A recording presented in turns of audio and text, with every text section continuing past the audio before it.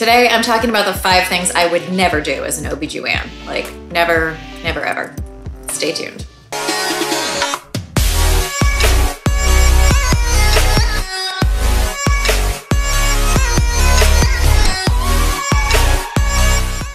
Hey everyone, welcome back. I'm Dr. Jennifer Lincoln, board-certified OBGYN, author and educator, and my channel is the health class you wish you had in high school. So go ahead and subscribe and turn on the notifications if you never want to miss any of my good stuff. Before I jump in, you can see my shirt, Doctor Like a Girl, and I just got this shirt free from this scrub company, Green Cloud, which yes, I'm a scrub ambassador for, but I don't get paid, and I just love it. And if you're wondering, what is it like to doctor like a girl? Well, let me tell you the secret. It means that I get to do the same job as the guys, but I get paid less.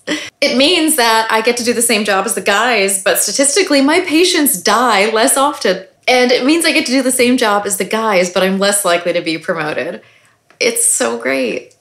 All joking aside, and if you're like, that's not true, I'm putting the references in the show notes, so don't you come at me. Obviously, I love being a doctor, and all of that stuff annoys me, but I'm not letting it bring me down. Anyway, it's a comfy shirt. I threw it on, blah, blah, blah. Okay, 5 things I would never do as an OBGYN, like never, ever.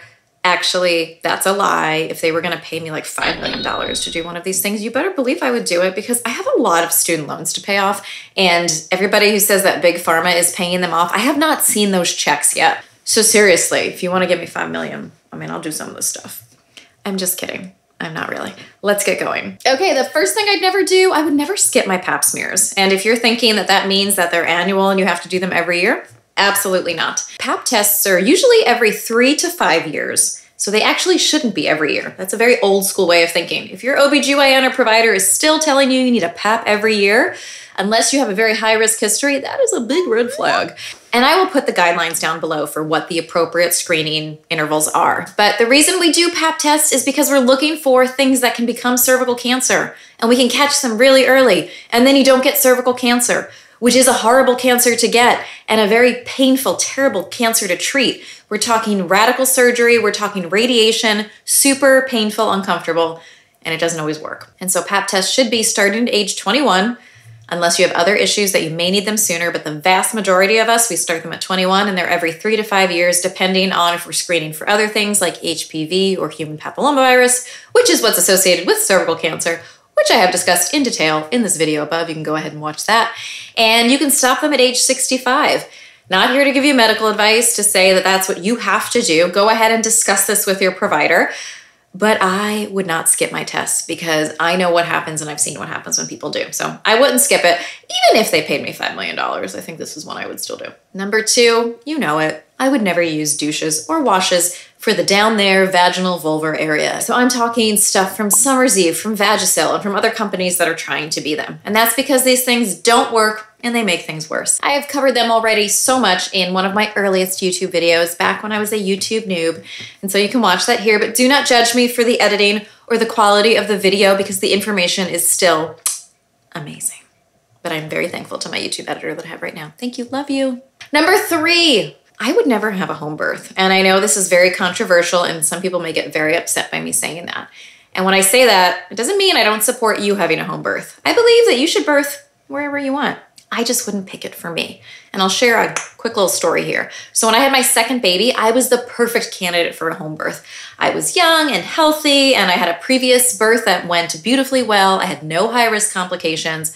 I was all like the right things. And I went in and I had my baby in about 2 hours after I showed up to the hospital.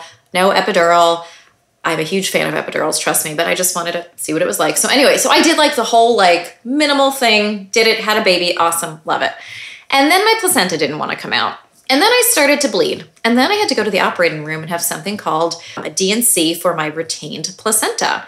And my blood count dropped a little bit and I became a little symptomatic and I did fine. And the reason I did fine is because from the moment that issue was diagnosed to the moment I was treated was minutes.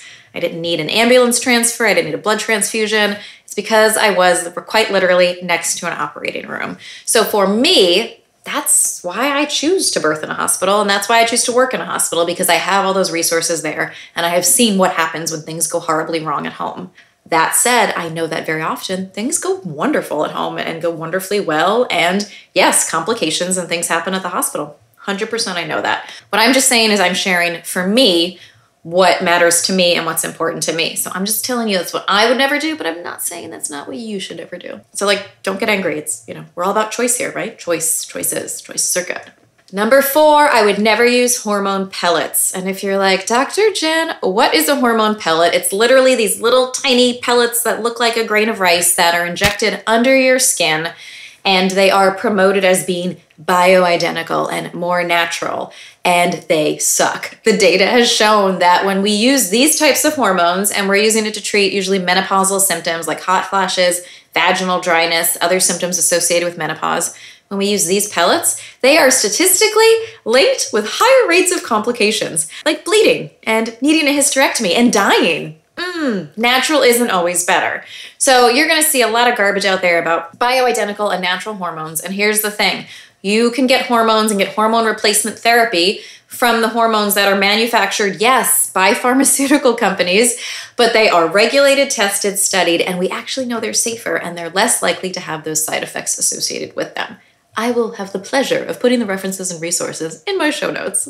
The 5th and final thing that I would never do as an OBGYN is do any kind of detox, unless I was on a medication that I needed to detox from, and I'm talking like a real drug detox or an alcohol detox. I am not talking about a birth control detox or anything else that's gonna detox my liver or my kidneys or a colon cleanse or any of that garbage, because it's all complete garbage. You do not need detoxes. That's literally what your body does on its own. That's why you have a kidney. Wait, no, you have 2 kidneys. That's why you have kidneys, and that's why you have a liver. Your body does this for you. The reason people sell you detoxes is because they want your money, and you don't need to give it to them. And I've covered before in products that I don't love, you know, talking about things like detoxes. I've got a bunch of other ones. I covered another series of products that often have these, what we call birth control detoxes or like fertility detoxes. You can watch it up here. It's all based on junk science, and they're literally here because they want to take your money. Those are my 5 things that I would never do as an OBGYN,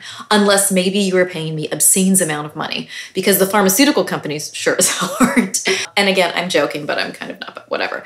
We gotta have fun. So go ahead and drop your questions and comments in the show notes below. Go ahead and check out those resources if you don't believe me, because I'm all about checking out references on your own. And if you're not following me at Dr. Jennifer Lincoln on Instagram and TikTok, you should, because I have a ton of content about all these things that I talked on those platforms as well. I hope that was helpful. Add in some other things you would never do, or maybe some that you did do and you were like, ooh, why did I do that? And until then, stay safe, everybody. Bye-bye.